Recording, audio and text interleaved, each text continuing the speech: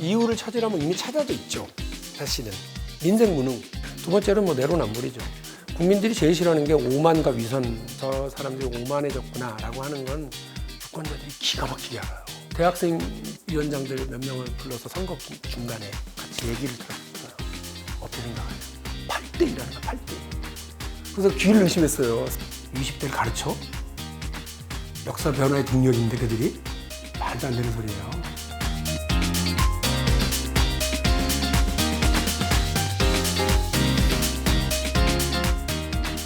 선거에서 그 참패를 당한 거 아니겠습니까? 좀 이게 이제 내년 선거하고 연관이 분명히 될 텐데 왜 이렇게 깨졌을까요?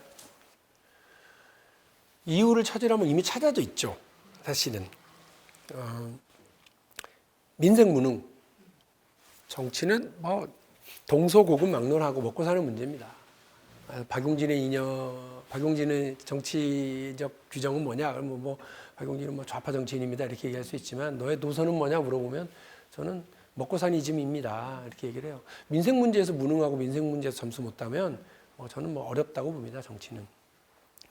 근데 우리가 뭐 여러 경제 문제에서 수치는 좋은데 OECD 국가들 중에서 뭐 그나마 낫다고 하고 그러는데 소득 격차, 뭐 자산 격차, 양극화도 심해졌고요. 교육의 불평등 또 심해져서 국민적 좌절이 해소되지 않고 있으니까 여기서 저는 뭐 민생 무능이라는 비판 호되게 들을 수 있다고 보고 두 번째는 뭐 내로남불이죠. 국민들이 제일 싫어하는 게 오만과 위선 아니겠습니까? 그건 이제 사람 간에도 싫어하잖아요. 근데 적어도 정치 리더라고 하는 사람들이 뭐 오만한 자세를 보였다거나 뭐 위선의 태도를 보였다거나 그러면 저는 국민들과의 신뢰가 형성되기 어렵다고 봅니다.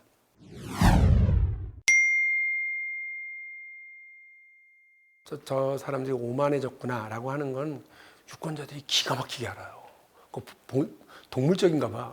보고 딱 알아요. 그리고 딱 심판 하려고 그래. 그거를 못 보거든요.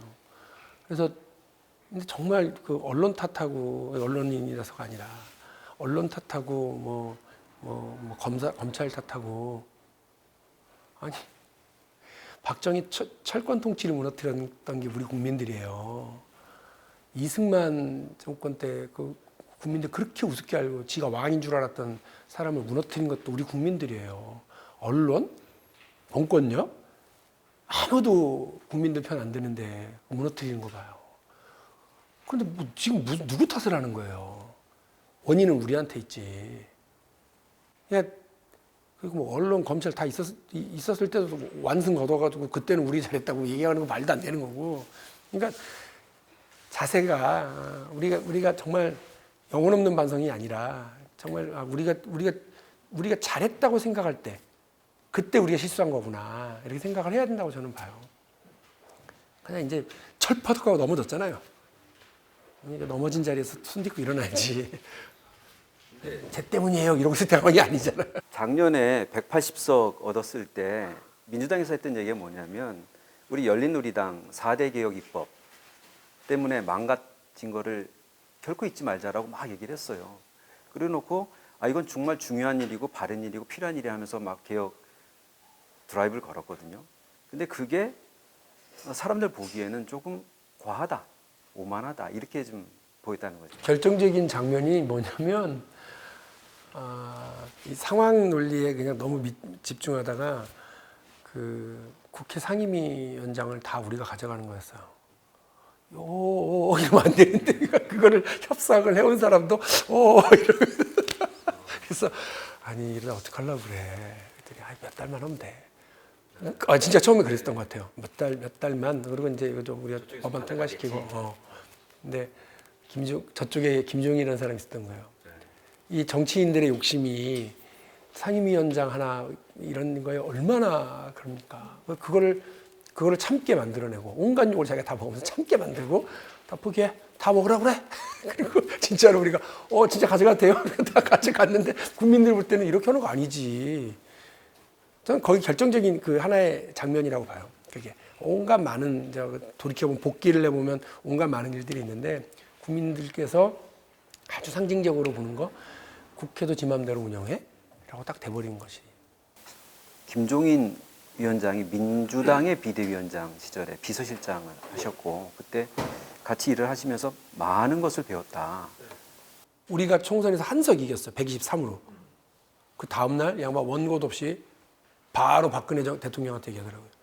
박근혜 대통령께 지금부터 뭐 이렇게 조언을 하는데 민심에서 드러난 국민들의 마음을 예 수긍하고 그래서 지금부터의 그 국정 운영 태도를 변경하라. 그렇지 않으면 큰일이 난다. 이 얘기를 같은 얘기를 3번인가 해요. 다른 자리에서 또 계속. 그걸 내 무슨 말씀이십니까? 무슨 큰일입니까? 했더니 박정희가 어떻게 무너졌는 줄 알아? 그러면서 서울에서 78년도 총선 때 김영삼을 중심으로 한 서울에서 압승. 그러니까 전국 투표율에서도 정당 투표 소신 여기가 많이 받았다고 그래요. 1.1%. 그러니까 그러면서 박정희가 이거 봐라, 이거 받아들였어. 이거 지가 물러나야 되는데 받아들였어야 되는데 그렇게 안 하고 더 눌렀던 거 아니에요?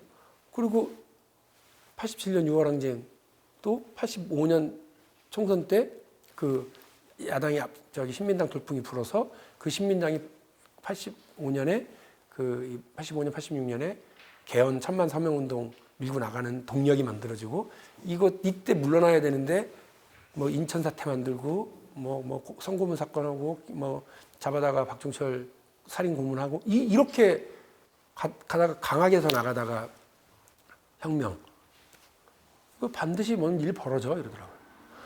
그렇네. 그러니까 선거가 먼저 왔네. 국민 민심이 먼저 반영됐네. 그러더니 그렇게 되더라고요. 그러니까 오늘도 아마 비슷한. 오늘은 대부분을 니네가 잘나서 된 게 아니니까 이렇게 얘기한 것 같긴 한데 그러니까 서울 민심 확인된 거잖아요. 서울 민심이 돌아섰을 때 가장 최대 위기. 그러면 이걸 진짜로 받아들여야지 그냥 영혼 없는 반성. 앞으로 잘하겠습니다. 이렇게 얘기하면 제가 볼 때는 이번에는 회초리였는데 다음엔 빠따예요. 정말 긴장해야 된다고 생각을 하고 있고 그거 얘기를 하더라는데 그때 약간 진짜 혼자 그런가? 했는데 그 뒤에 박근혜 탄핵 딱 해버리잖아요. 서울 41명 국회의원들 다 죄인이고 그리고 우리 174명이 다 똑같이 이 어떤 무리하고 있는 상황에 대해서 제대로 말을 못했거나 말을 해도 하는 듯 마는 듯 했거나 끝까지 관철시키지 못한 거였으면 다 똑같이 죄인이고 문제가 있다고 생각을 하거든요.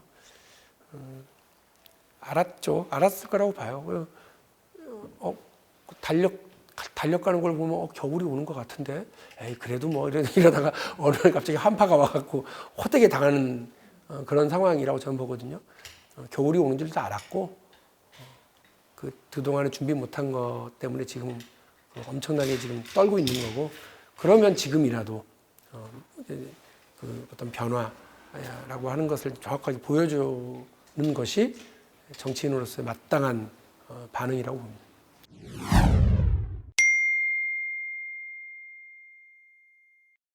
민주당 핵심 지지층인 40대만 빼고 전 연령대에서 국민의힘 후보를 선호했던 걸로 분석됩니다. 국민의힘 압승의 견인차는 각종 여론조사에서 주목받아온 20, 30대의 표심이었다. 이런 말들도 나오고 있죠. 특히 20대 남성 유권자의 72.5%가 오 후보를 지지했을 걸로 예측됐습니다. 정말 그 영혼 없는 반성이 아니라 20대들한테 20대도 자꾸 만나봐야지 애들 보고 피켓 들고 뒤에서 춤추라고 그러지 말고 오면 알고 국민의힘이 너무 잘했던 거예요. 마이크를 그 친구들 줬잖아요. 국회의원 안 주고. 이 친구들이 얘기를 하잖아. 와, 근데 대학생 위원장들 몇 명을 불러서 선거 중간에 같이 얘기를 들었어요. 어떻게 생각하냐. 8대1하는 거야, 8대1. 그래서 귀를 의심했어요. 설마 아니야. 그래서 서울의 대학생들인데 8대1을 해서 8을 오세훈 찍는다는 거예요. 이게 말이 되겠어? 그 지금 까니까 그럴 거 아니에요. 7대2, 72.5라며요. 무섭더라고요. 현 여권의 주축인 그 86 운동권 출신 86세대가 신귀족이 됐고 결국은 사회 발전을 가로막는 앙샹레즘이 됐다 이런 얘기들을 많이 하잖아요. 박 의원님은 71년생이시고 90학번이시니까 86이 아니시죠? 예, 아슬아슬하게 비껴나가. 옛날에 거기 못 껴서 아슬아슬했다고 누가 그랬는데 지금 안 낀 게 다행이라고. 지금 20대 우리 저 청년들 젊은 분들이 민주당을 기득권 주류 이렇게 보죠. 그렇게 보겠죠. 그러면 그렇게 반성을 해야 되는데 우리가 기득권이다라고 하는 걸 인정하고 여기에서 반성을 시작하고 다른 태도를 보여보려고 소통하려고 노력을 해야 된다고 봐요. 기득권 아닌 양 할 게 아니라. 역지사지 해보면 돼요. 나는 제일 싫었던 사람이 그 대학 1학년, 2학년 때 데모하는데 교수가 니네들 말이야 뭐 지금 뭣도 모르고 데모하는데 나도 말이야 4.19 때 이렇게 얘기하면 제일 듣기 싫었어요. 저 이 수업을 내가 다음에 듣나 봐라 그랬는데 우리 지금 그러고 있는 거 아닌가 싶어요.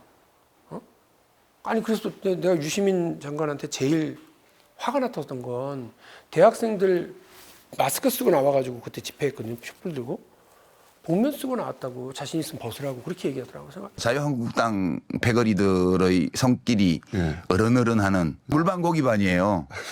왜냐하면 진짜 순수하게 집회하러 나온 대학생이 많은지 자유한국당 관계자들이 많은지는.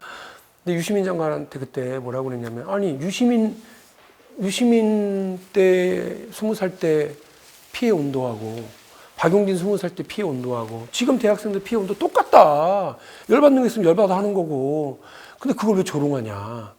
복면을 썼든 뭐를 했든 거기에 무슨 뭐 물반 무슨 반 뭐 이렇게 표현해가면서 그러지 마시라. 진짜 그 꼰대 그러니까 그 꼰대 소리 듣는 거고. 민주당 도와주려고 그러시는 걸 알겠는데 도움 안 되니까 오버하지 마시고 이게 얘기했다가 막 문자가 그냥 40개가 날라.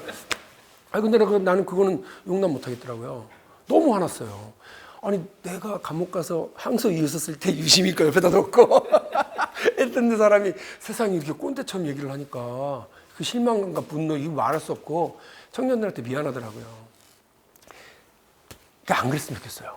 우리가 20살 때 싫었던 건 지금 20살도 싫은 거예요.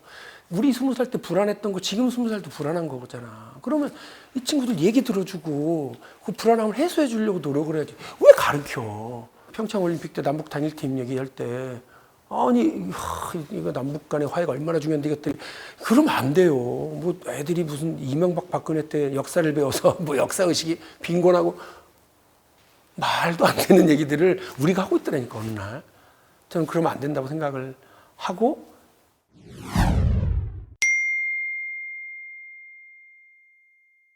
이게 그 최초 출입 기자 신승근의 직격 인터뷰네. 아시네. 이때 제목 밑에 소제목들 봐봐요. 86세대 젊은이들이라고 살아갈 수 있게 답을 내놔라. 뭐 제도 변화는 외면하고 자식들을 대안학교 유학 보내냐. 정당 내부 합리적 비판은 더 큰 위협을 막는 방파제다. 유시민 복면 발언 건강한 젊은층 조롱했다. 그게 꼰대다. 저게 언제 한 겁니까? 나도 저 우연히 어저께 지나가다 보다가 재작년이네요. 뭐야 이게 그래서 저거를 2019년 9월에 했어요. 2019년 9월. 9월이면 딱 조국 사태 이제 막 불걸 끓을 때네. 2019년 9월 11일 수요일 네. 판이에요. 9.11이네. 그러니 조국 사태로 막 시끌시끌할 때 저렇게 얘기를 했으니 욕을 얼마나 먹었겠어요. 아이고 문자 엄청 받았네 진짜.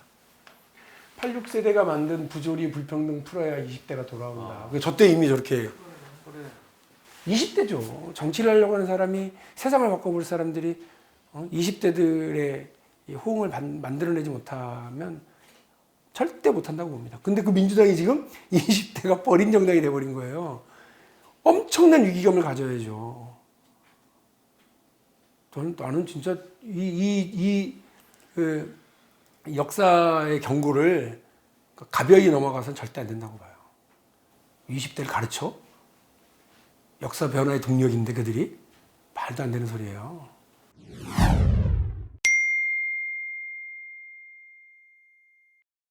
박용진의 민심을 파악하는 방법은 딱 그거예요.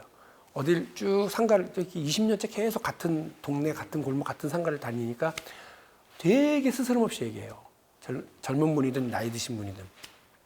조국 때 똑같은 똑같은 얘기를 조국 장관 이제 막 나오기 시작할 때요. 아이 문제랑 막 이런 거 나오기 시작할 때 딱 뭐 그냥 동네 이른바 돼지 엄마라고 불리는 자기도 똑같이 조국 애처럼 막 이렇게 어디 보내고 무슨 뭐 이력서 쓰게 만들고 하고 똑같이 하고 있는 그 사람들 모아서 그런 거 하는 약사가 이러는 건 아니죠. 해도 너무하네. 근데 그 말을 동네 어디를 가도 똑같이 경로당에 가도 민주당이 이러는 건 아니지. 회장님이 그러시고 또 어디 중국집 가도 그 중국집 사장님 민주당이 이러면 안 되죠. 해도 너무하지. 이게 똑같이 얘기하더라고요. 뭐 그때만 해도 내로남불이 이렇게 유명한 단어 아니었어. 근데 지금 뭐 언론에서 그냥 바로 내로남불 쓰잖아요. 특별히 뭐 해석 없이. 그때부터 막 내로남불이라는 단어를 사람들이 쓰기 시작하더라고요. 이러는 건 아니지. 그래서 용기를 갖고 방송 나가서 얘기한 거예요. 물어보더라고. 안 물어봤으면 했는데. 미안하다, 아빠가 훌륭하지 못해서 이런 얘기를 하게 되는 집안이 많아지면 뭐 어렵죠. 그러니까 그런 면에서 국민들이 저는 이제 실망이나 이런 게 있으실 거라고 봐요. 솔직하게 설명하고 해명하고 이러는 건 아니죠. 국민에게 아이들의 교육 문제하고 병역 문제는 영린을 건드리는 일입니다. 그래서 그때만 해도 해명 잘 하리라고 기대하겠다 이렇게 얘기했는데 그거를 편 안 들었다고 막 문자가 또 막 우리가 12명의 초선의원 모임이 있었어요. 그건 이름이 없어요.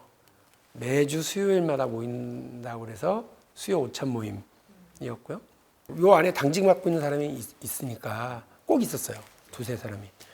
그걸 통해서 그 사람을 통해서 의견 전달. 유일하게 여기서 해가지고 그 대표 뽑아가지고 청와대하고 조국 장관 때 그게 해필 또 2019년 10월 3일이었죠. 광화문에 가장 많이 모였던 날. 그 인파를 뚫고 청와대에 가서 이제 청와대에 이제 뭐 하여간 넘버 2, 넘버 3 이런 사람들이 만나서 우리 의견 정리한 거 전달하고 빨리 좀 해결하십시다. 그래, 이해하고 있다. 그렇게 의견 전달하고 그랬어요. 그러니까 바깥으로 막 안 한 거죠. 일부러. 지금 그 조금박해라는 틀로 이렇게 불리시잖아요. 근데 뭐 조국 추미애 윤미향 이런 사건이 있을 때마다 이제 발언을 하시는데 사실은 이거보다 내 생각은 더 비판적인데 이 발언의 수위를 조절하시는 편이죠. 조절해요. 네, 조절합니다. 그러니까 뭐 날로 그대로 얘기하면 정말 난리 날. 근데 역시 또 대변인. 그래서 이게 이 정도 수준에서 얘기해도 충분히 의사가 전달된다. 누구를 상처 주거나 당내에 막 엄청난 막 분란을 일으킬 필요가 그게 중요한 게 아니잖아요. 그러니까 국민들에게 민주당 안에서도 합리적으로 상식적으로 국민의 눈높이에서 상황을 판단하는 사람이 있습니다. 그리고 이렇게 하려고 노력하겠습니다라고 하는 걸 전달해 드리는 게 되게 중요한 것 같고 그렇게 내부에서의 쓴소리가 있을 때 비판적인 목소리가 있을 때 더 큰 화를 막는다고 저는 생각하고 있거든요. 금태섭 전 의원 그 탈당할 때 이해는 되는데 동의하기는 어렵다 그렇게 얘기하셨잖아요. 그러면 좀 섭섭하지 않았을까요? 아니에요. 사실은 뭐 탈당할 것 같더라고요. 그래서 이제 근데 정치인이 자기 정치적 진로를 결정하는데 뭐 그걸 정으로 정의할 수 있는 건 아니니까 그리고 이제 저도 서로 그 뒤에도 통화도 했었고 이제 통화도 하고 그러니까 뭐 탈당한 금태섭하고 뭐 못 만날 이유가 뭐가 있어요. 뭐 인간적인 관계, 인간적 의리는 뭐 그대로 있는 거니까. 아니 지금 아니 우리 당에 있다가 탈당한 금태섭조차도 이제 못 만날 수준이면 저쪽 당하고 대화를 어떻게 하고 국회를 어떻게 끌고 가고 밤에 폭탄주는 누구랑 마실 거예요. 다 뻥인 거지 그렇게 되면. 내가 대통령 되면 소통을 잘할게. 다 뻥인 거예요 그러면. 박용진이 금태섭 정도하고도 같이 공부를 못하면.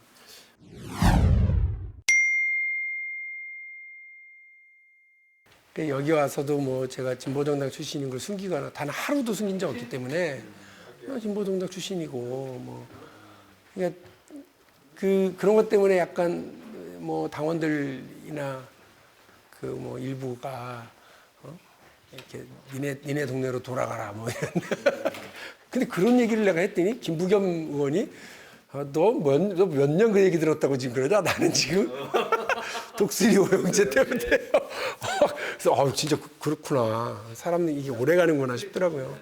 저는 뭐 숨긴 적도 없고 숨길 생각도 없고. 근데 민주주의 이념, 정치 이념 기본이 평등과 자유인데 둘 다 소중하고 중요하지만 평등이라고 하는데 한 발을 더 조금 더 무게를 더 주는 정치인들이 저는 뭐 진보 정치인, 좌파 정치인이라고 생각을 하고요. 저 역시 그렇게 하려고 그래요. 그렇게 해서 만들고 싶은 세상이 어떤 세상이었습니까? 그때 딱 머릿속에 있는 건 노동해방이었어요. 노동자들이 자기들이 일한 만큼 대가 사회적으로 존중받고 모두가 존중받고 평등한 사회 이렇게만 생각을 했던 거예요. 그 재벌 해체 이렇게 생각하고 재벌이 가장 만하게 끊은 이거 정치적으로는 저놈의 민자당 저거 이거 딱 악의 구도가 탁탁탁탁 있고 이거 선의 구도는 탁 이거를 데모하고 짱돌 던지는 걸로 되지 않는다는 걸 일찍이 알았고 사실은 데모를 하면서도 92년 백현 선생님 선거를 치르고 나서 이게 안 되는구나 이렇게 선거 때만 나타나서 펴달라고 하고 내가 당신들을 위해서 이렇게 투쟁했어 이렇게 얘기하는 게 무슨 의미가 있어요. 국민들의 삶을 바꿔야 되는데 그거 정당이구나 생각을 하고 막 이렇게 그래서 이렇게 했던 것 같아요. 그런데 국회의원 되고 나니까 알겠더라고요. 이거 재벌 개혁이라고 하는 것도 어떻게 해야 되는 건지를 이게 그냥 막 주장해야 하는 게 아니라 내가 실행을 해야 되니까 째깍째깍 언제 터질지 모르는 시한폭탄에 빨간 선을 먼저 끊고 파란 선을 나중에 끊어야 되는 건지 노란 선을 먼저 끊고 또 빨간색을 두 번째 끊어야 되는 건지 아무도 안 가르쳐 주잖아요. 이거를 지금 해내는 과정이거든요. 그러니까 뭐 정말 긴장되고 책임감 크고 그냥 막 자기 기분대로 법안 내고 자기 기분대로 주장하고 이렇게 해서는 안 된다는 게 제 생각이에요. 나는 진보야 뭐 이렇게 하고 다니진 않아요. 그러나 난 진보 베이스가 분명한 사람이고요. 뭐 진보적인 무슨 지식에 잘난 척을 하고 싶어. 내가 10시간이라도 토론해 줄게. 근데 그게 중요한 게 아니니까 국민들의 삶을 바꾸려면 내가 진보더라도 오른쪽 저 돌파도 할 줄 알고 중원 돌파도 해야 되고 2대1로도 가야 되고 그래야 되는 거 아니에요. 왼발 오른발 어떤 발도 다 쓸 줄 알아야 세상을 바꾸지.